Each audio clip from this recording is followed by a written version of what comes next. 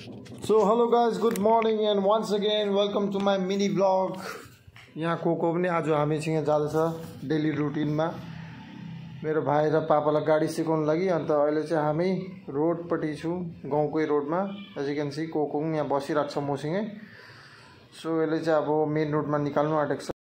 Turkey scooty आउँछ, हल्का हल्का हल्कासँग ब्रेक लगा। अब लि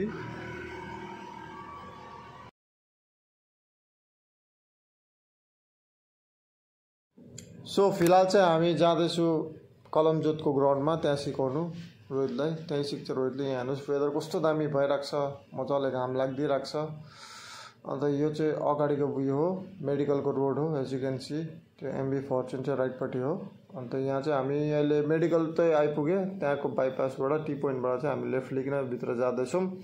अन्त यहाँ चाहिँ पापाले कुदाउनु छ अहिले चाहिँ गाडी चाहिँ। कोकोलाई चाहिँ यहाँ उतारिदिइरहेको हो, किनभने यसलाई गाडीमा एक्लै राखेर केही फाइदा छैन। त्यसले गर्दा मैले एकछिन यहाँ बाहिर उतारेँ यसलाई।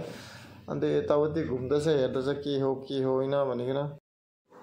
सो अहिले चाहिँ पापाले नै कुदाउँदैछ होइन, बिस्तारै बिस्तारै गर्दै गाडी चाहिँ हेर्दैछ कहाँ हो के हो भनिकन आरामले ठुमाइकन कुदाउँछ। यहाँ चाहिँ अन्त कोको चाहिँ एक्लै छ, यताउति सुन्दैछ त्यसले। अन्त यहाँ एकजना दाजु पनि आएको थियो होइन, पानी पिउनु लागि। अन्त यो पनि त्यहाँ गइकन दाजुलाई सुन्यो। अन्त बाटोमा हेरेको एक दुईवटा बच्चा पनि रहेछ क्या, हामीलाई हेरिकन। अन्त बाबाले चाहिँ यहाँ कुदाइसक्नु भयो। अन्त यहाँ कोको पनि पछाडि छ, हेर्नुहोस् म जुम गरिकन देखाउँछु। पर्खिरहेको थियो त्यसले। अन्त फाइनली म घर आइपुग्यो। अन्त अब दोकान जानु लागि रेडी भएको।